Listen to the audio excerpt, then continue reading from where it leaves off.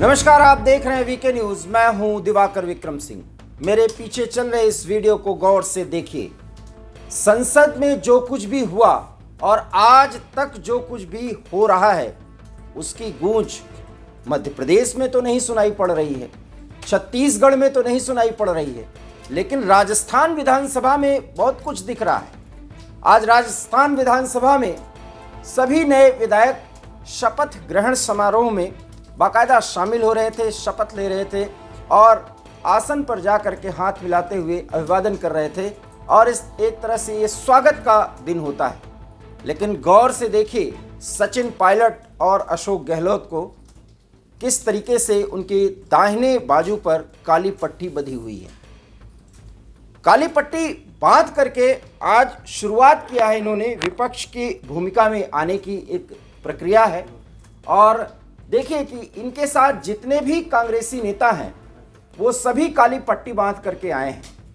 तो राजस्थान विधानसभा में अपने आप पहला दिन जो सदन के हिसाब से बहुत महत्वपूर्ण होता है, शपथ भी लिया सबने, संविधान की भी कसम खाई, लेकिन संसद में जो कुछ भी हो रहा है उस पर सचिन पायलट ने बयान दिया। अभी तक राजस्थान की राजनीति में कांग्रेस के संदर्भ में जो कुछ भी बोला करते थे वो अशोक गहलोत बोला करते थे, लेकिन आज सचिन पायलट ने कहा कि काली पट्टी बांध करके विधानसभा में वो सब क्यों आए। और उसके बाद उन्होंने जो कुछ भी कहा वो आप सुन ही लीजिए।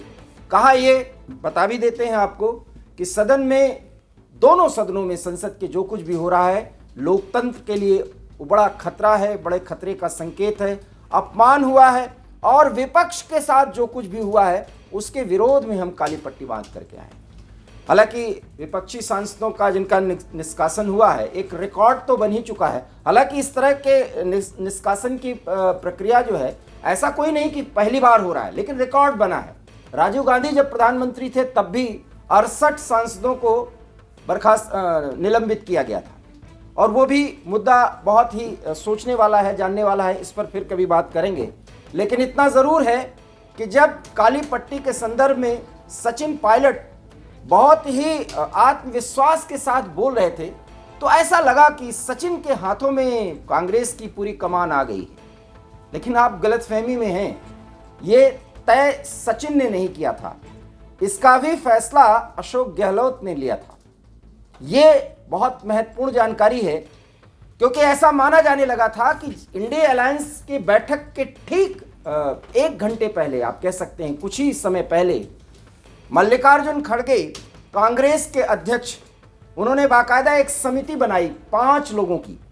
और उस समिति में छत्तीसगढ़ के पूर्व मुख्यमंत्री भूपेश बघेल, राजस्थान के पूर्व मुख्यमंत्री अशोक गहलोत और 3 और नेताओं को, जिसके बारे में हमने आपको बता दिया कि मोहन प्रकाश भी उसमें होंगे, मुकुल वासनिक भी होंगे, इन सबको शामिल किया गया।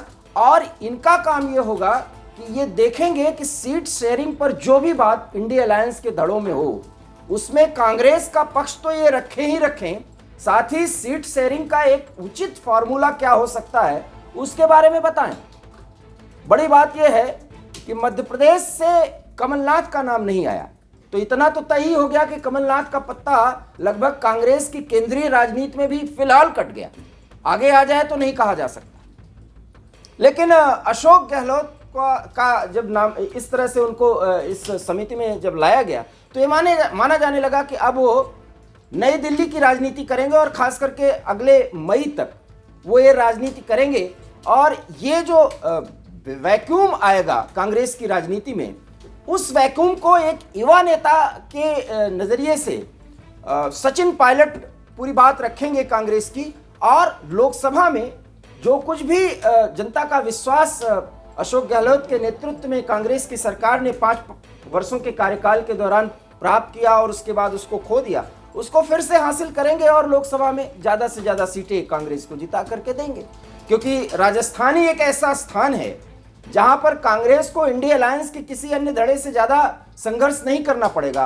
अदरवाइज तो हर एक राज्य में कांग्रेस के सामने मुश्किल तो यह है कि उसे सीट कितनी मिलेगी। उदाहरण के लिए बिहार ले लीजिए, उदाहरण के लिए उत्तर प्रदेश ले लीजिए, पंजाब ले लीजिए, दिल्ली ले लीजिए, दक्षिण के भी राज्यों में यही स्थिति है। यहाँ तक कि जिस स्टालिन से सोनिया गांधी बहुत देर तक इंडिया अलायंस के मीटिंग के दौरान बात करती रही, वो भी कांग्रेस के लिए सीट छोड़ने वाले नहीं है ज़्यादा। उसके पीछे भी कई कारण है, क्योंकि स्टालिन को लगता है कि जिस तरीके से सनातन के खिलाफ उन्होंने मोर्चा खोला है, तो तमिलनाडु की राजनीति में उसका फायदा डीएमके को मिलेगा, और वो फायदा कांग्रेस को डीएमके क्यों देना चाहेगी। वस्तुतः अपने अपने बारे में सोचने की ये जो प्रक्रिया है, उसका हाल तो कितना बेहाल है वो आप बराबर देख ही रहे हैं। लेकिन बात हम राजस्थान के संदर्भ में कर रहे थे, तो ये एक पहले दिन एक अजीब और अजूबा नज़ारा पेश किया, जिसमें सभी काली पट्टी बांध करके आए, और राजस्थान की राजनीति में अपनी नाकामियों पर कोई चर्चा नहीं होनी थी। हालांकि आज पहला दिन था, ऐसा होना भी नहीं था, लेकिन इन लोगों ने केंद्र पर बात की, और बात रखा तो सचिन पायलट ने। अब आपको लग रहा होगा कि सचिन पायलट को कमान मिल गई। गलत है ये बात, क्योंकि बात सिर्फ और सिर्फ अशोक गहलोत की चली, और अशोक गहलोत ने बाकायदा ये बात हाईकमान तक पहुंचाई कि अगर हम इस तरीके से अपने आप को पेश करते हैं तो राजस्थान में एक संदेश देंगे। क्योंकि अशोक गहलोत को कमेटी में रखा गया है, इसलिए अशोक गहलोत की बात मानी गई, और सभी विधायक जो कांग्रेस से चुन करके आए हैं वो बाकायदा काली पट्टी बांध करके विधानसभा गए। और ये भी कहा गया कि सचिन पायलट से सवाल किया जाए तो जवाब क्या देना है। अधिकृत किया गया था कि कौन किस मुद्दे पर बोलेगा। आप देख रहे होंगे कि इस पूरे प्रक्रिया के दौरान जैसे ही शपथ ग्रहण का काम शुरू हुआ, संवाददाताओं के सवाल जवाब का सिलसिला शुरू हुआ, सचिन पायलट ने ही जवाब दिया। अशोक गहलोत इस पर कुछ भी नहीं बोले। लेकिन अशोक गहलोत की ही ये रणनीति थी कि केंद्र की राजनीति को सदन के अंदर, विधानसभा सदन के अंदर भी प्रस्तुत करने का काम अशोक गहलोत के ही नेतृत्व में होगा, और इसका असर राजस्थान में आने वाले लोकसभा चुनाव पर पड़ेगा। तो मतलब कांग्रेस की कमान अभी भी अशोक गहलोत के ही हाथों में है। सचिन पायलट को अभी अपनी राह तलाशने में समय लग सकता है। मिलेगा जरूर उन्हें मौका, क्योंकि अशोक गहलोत की भूमिका न सिर्फ राजस्थान बल्कि उत्तर भारत के कई राज्यों तक, यहाँ तक कि वो गुजरात के मामले पर भी बड़े फैसले के लिए अधिकृत किए जा सकते हैं। वीके न्यूज़ पर हमारी ये विशेष खबर आपको कैसी लगी, इस पर प्रतिक्रिया दीजिए। देखते रहिए वीके न्यूज़। मुझे दीजिए इजाज़त। नमस्कार। वीके न्यूज़, राष्ट्र के नाम।